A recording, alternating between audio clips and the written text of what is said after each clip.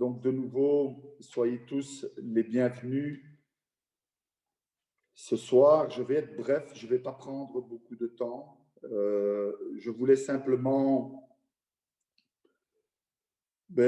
parler un peu de cette semaine un peu particulière, la dernière semaine de Jésus en tant qu'homme vivant dans un corps d'homme, un corps humain. Et ça a été une semaine vraiment toute particulière, une semaine pas comme les autres. Et je pense que tous, nous avons vécu dans notre vie une semaine parfois pas comme les autres, particulière, différente. Une semaine où tout commence bien, tout va pour le mieux, tout semble aller à merveille. Et puis, à fur et à mesure que les jours passent, on a l'impression que tout dégringole, ou tout va de mal en pis, et on a l'impression que les choses vont aller vraiment très mal pour nous. Mais il y a un passage que l'apôtre Paul dit dans les Écritures, il nous rappelle que tout concourt au bien de ceux qui ont la crainte de l'Éternel.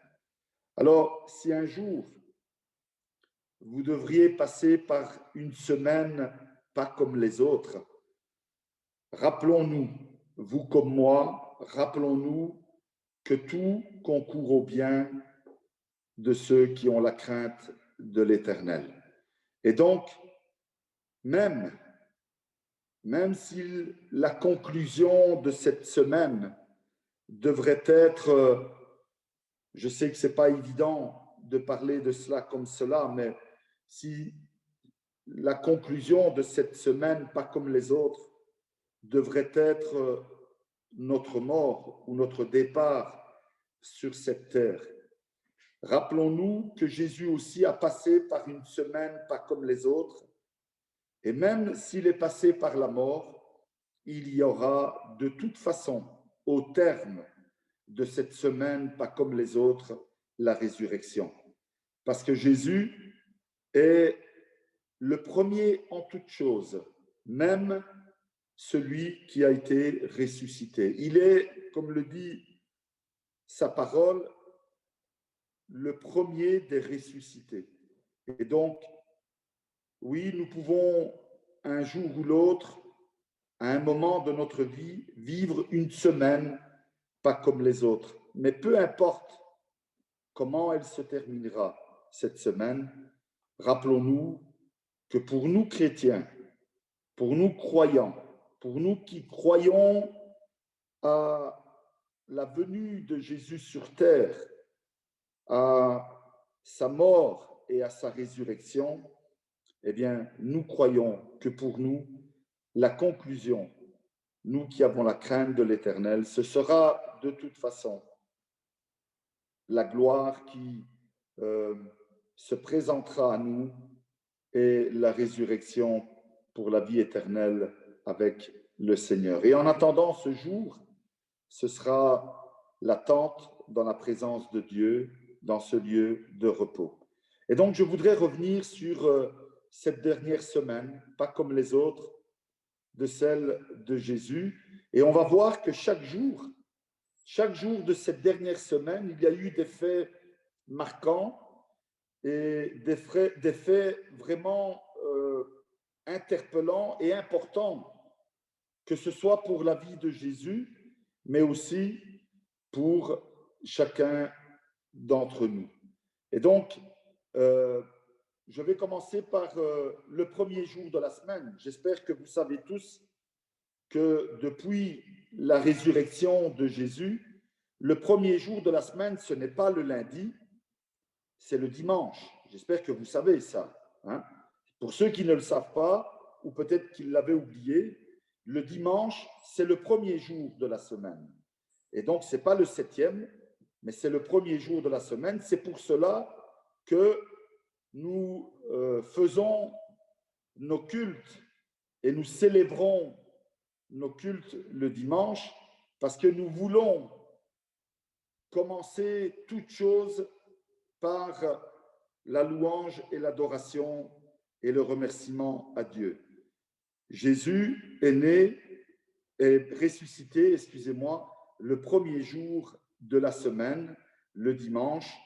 Et donc, à partir de la résurrection de Jésus, les chrétiens dans le monde entier ont décidé de se réunir le dimanche pour célébrer ce jour de fête qui est la résurrection de Jésus. Et pas uniquement à Pâques, mais tous les dimanches, nous nous rappelons que Jésus est ressuscité et nous le louons, nous le glorifions parce que nous avons la conviction que Jésus est présent au milieu de nous, là où deux ou trois sont réunis en mon nom, dit le Seigneur, je suis au milieu d'eux.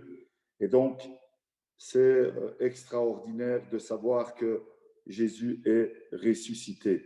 Alors, que s'est-il passé ce premier jour de la semaine?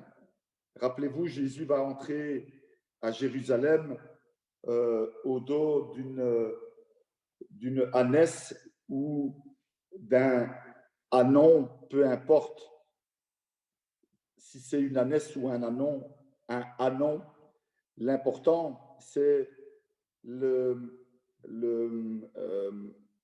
fait que la prophétie qui avait été annoncée par Zacharie des milliers d'années avant se réalise et on peut voir Jésus entrer vraiment en tant que roi à Jérusalem et recevoir les honneurs et la gloire du peuple d'Israël. Et en effet, on peut lire dans l'évangile de Jean, en chapitre 12, je ne vais pas rentrer dans tous ces détails parce que cela prendrait beaucoup de temps, mais on peut lire dans l'évangile de Jean, chapitre 12, eh bien, ces moments particuliers, quand Jésus va rentrer à Jérusalem, ils vont déposer devant lui leur manteau, ils vont déposer des branches de palmier et ils vont l'accueillir en acclamant Hosanna, Hosanna au roi des rois. Et c'est vraiment le roi des rois, le Seigneur des seigneurs. Il est entré dans la ville de Jérusalem triomphalement. C'est cet accomplissement, voilà, je cherchais le mot, cet accomplissement de cette prophétie de Zacharie qui dit « Tressaille d'allégresse, fille de Sion, pousse des acclamations, fille de Jérusalem, voici que ton roi s'avance vers toi, il est juste, il est victorieux, il est humble, il est monté sur un âne, sur un ânon tout jeune. » Voilà, c'était vraiment cet accomplissement de la prophétie qui s'est passé ce premier jour de la dernière semaine de Jésus, quand il était sur terre dans un corps humain. Puis nous avons le lundi, et là, ce lundi-là, Jésus va retourner à Béthanie, dans ce village où il avait guéri, où il avait ressuscité Lazare. Il va retourner dans la maison de Lazare, et là, beaucoup de personnes l'attendent et vont aussi l'honorer. Mais il y a aussi quelque chose qui va se passer quand il va arriver là dans cette maison. Il va y avoir une femme qui va s'approcher de lui et va le oindre, va oindre ses pieds de cette huile, de cette huile qu'on utilisait pour embaumer les morts. Et rappelez-vous de la réaction de Judas qui va dire que c'était quelque chose de l'argent dépensé pour rien et qu'on aurait pu vendre cette huile et le récolter l'argent et le donner aux pauvres. Et Jésus va dire, les pauvres, vous les aurez toujours avec vous, mais moi, il va annoncer sa mort. Il va leur dire que lui va décéder dans les jours suivants. Et donc, on voit là Jésus. C'est une semaine vraiment particulière.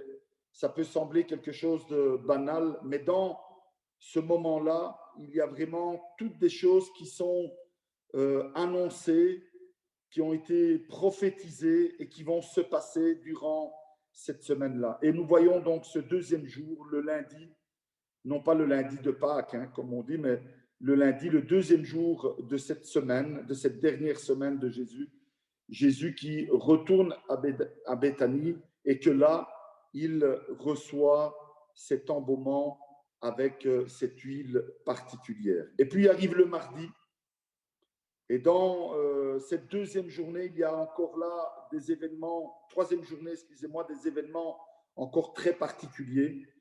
Des événements particuliers parce que Jésus va non seulement annoncer de nouveau qu'il va être arrêté et mis à mort, mais ça va, ce plan de la grâce va se mettre en application.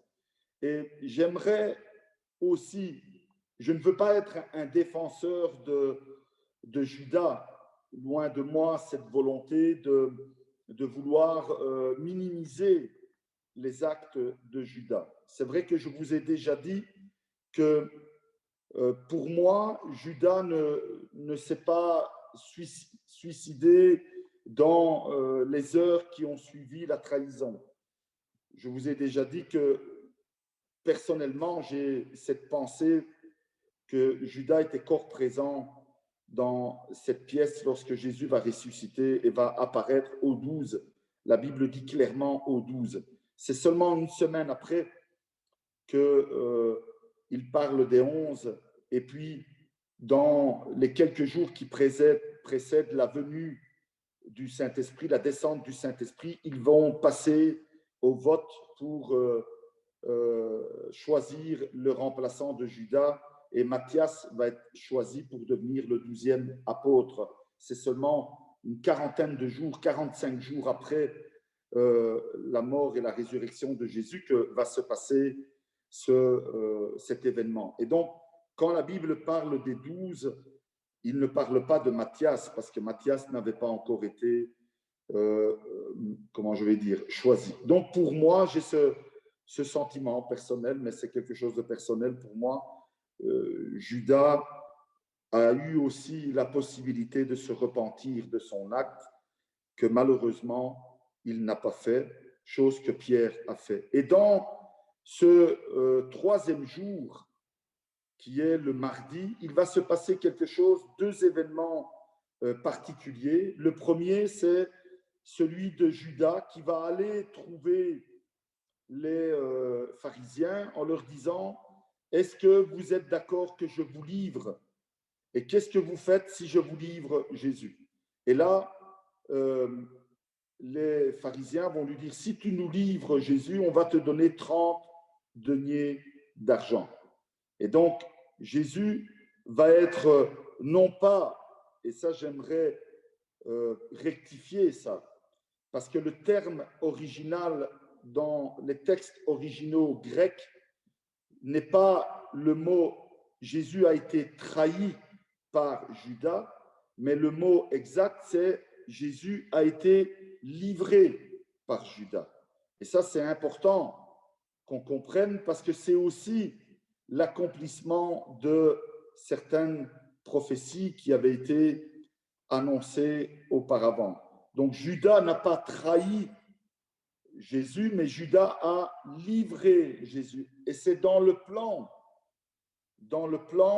de la grâce, cela. Et regardez comment aussi Paul dira dans Galates chapitre 2, verset 20, il s'est livré pour nous. Jésus a été livré. Il dira aussi dans Romains 8, 32, il dira Dieu l'a livré pour nous.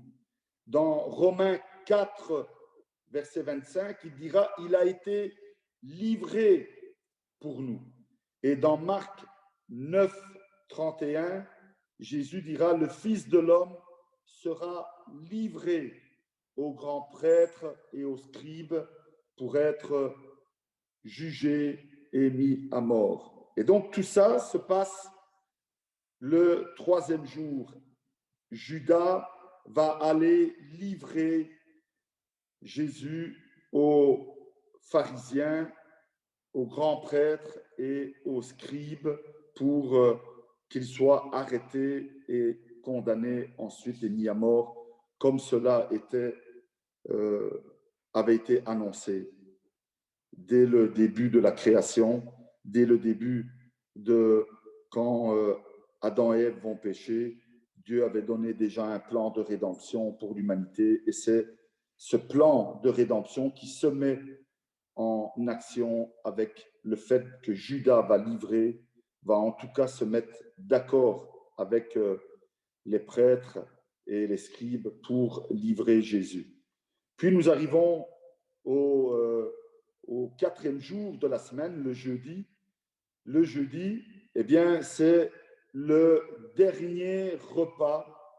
C'est le jour où Jésus se trouve avec les disciples. Et là, il va faire ce dernier repas avec les disciples.